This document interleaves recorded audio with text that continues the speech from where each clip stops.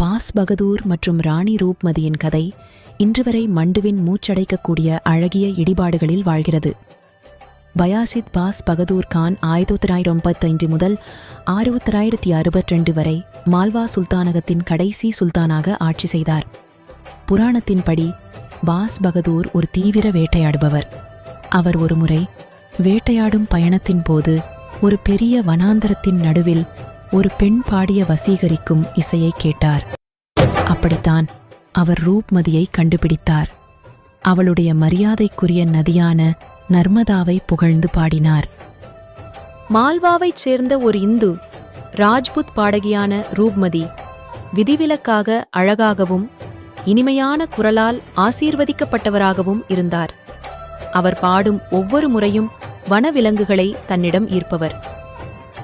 ஒரு வேட்டையாடும் பயணத்தில் பாஸ் பகதூர் ஒரு பெரிய மான், முயல்கள் மற்றும் பல்வேறு இறகுகள் கொண்ட பறவைகளால் சூழப்பட்டதைக் கண்டார்.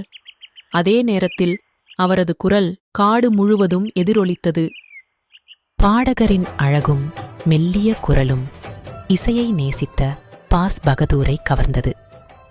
இளவரசர் விரைவில் மாநில விஷயங்களை மறந்துவிட்டு அவளைப் பற்றி பாலாட்களை எழுதத் தொடங்கினார். அவர் அவளை திருமணம் செய்து கொள்ள விரும்பினார் மற்றும் ரூப்மதியிடம் அவரை தனது தலைநகருக்கு அழைத்துச் செல்லும்படி கெஞ்சினார். ஆனால் ரூப்மதி ஒரு நிபந்தனையை விதித்தார். மண்டு வழியாக ரேவா நர்மதா நதி பாயும்போது நான் உங்கள் மணமகளாக இருப்பேன் என்று அவள் பதிலளித்தாள்.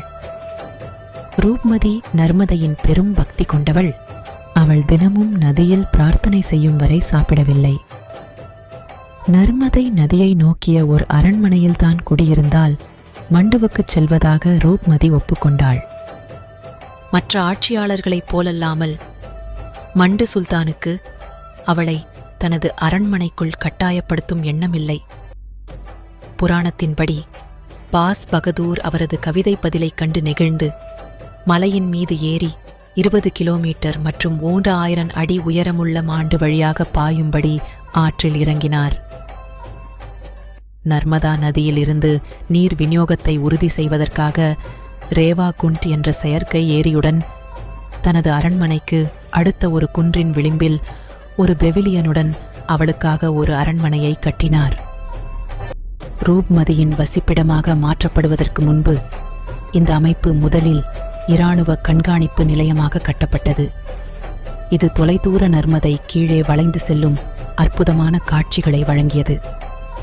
அரண்மனையை அதன் முழு மகிமையுடன் காண இந்தூரிலிருந்து மாண்டுவிற்கு ஒரு வண்டியை முன்பதிவு செய்யுங்கள். விரைவில் அவர்கள் திருமணம் செய்து கொண்டனர் மற்றும் இசை மற்றும் கவிதை ஒன்றாக மகிழ்ச்சியான வாழ்க்கை வாழ்ந்தனர்.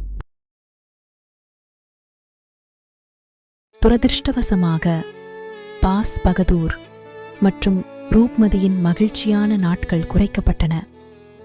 அப்போது கொடூரமான விதியின் கருமேகங்கள் மாண்டுவின் அழகிய மற்றும் காதல் நிலத்தில் குவியத் தொடங்கியது.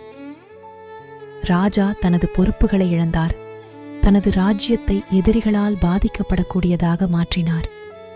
அந்த நேரத்தில் அக்பர் ரூப்மதியின் அழகையும் தெய்வீக குரலையும் கேள்விப்பட்டதாக கூறப்படுகிறது. மேலும் அவரை டெல்லியில் உள்ள தனது நீதிமன்றத்திற்கு அனுப்புமாறு கேட்டுக்கொண்டார்.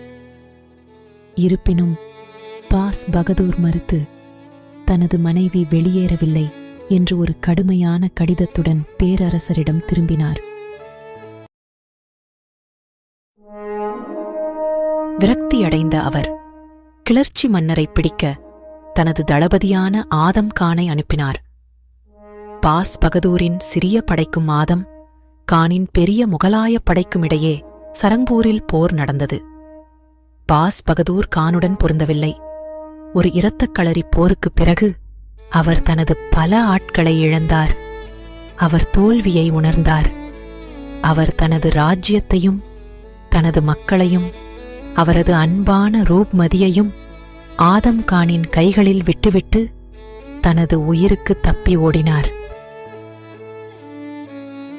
ஆதம் கான் தனது ராஜ்யத்திற்குள் நுழைந்து தன்னை திருமணம் செய்து கொள்ளுமாறு ரூப்மதியிடம் கோரினார். வலுக்கட்டாயமாக அவளை உடைமையாக்க முற்பட்டபோது பூ விற்பவர் போல் மாறுவேடமிட்டு தப்பிச் சென்றாள். மறுபுறம் ஆதம் தனது சிறந்த குதிரைப்படைகளில் 15 பேருக்கு அவளைப் பிடித்து திருப்பி அனுப்பும்படி கட்டளையிட்டார். அவள் பிடிக்கப்பட்டு கடுமையான பாதுகாப்பில் மாண்டு திரும்பினாள். அடம் கானின் முன்னேற்றங்களை ராணி உறுதியுடன் எதிர்த்தார். அவர் அவளது வேண்டுகோளுக்கு செவிசாய்க்க மறுத்துவிட்டார். எனவே அவர் ஒப்புக்கொண்டார் மற்றும் ஒரு குறிப்பிட்ட நேரத்தில் ஜெனரலை தனது படுக்கை அறைக்கு அழைத்தார்.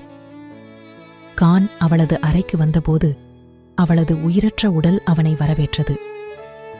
ஒரு காலத்தில் கவிதை மற்றும் நாட்டுப்புறக் கதைகளை ஊக்கப்படுத்திய இந்த மாயாஜால காதல் கதைக்கு முற்றுப்புள்ளி வைத்து ஆதம் கானுக்கு மரணத்தை தேர்ந்தெடுத்து ரூப்மதி தன்னை விஷம் வைத்துக் கொண்டார்.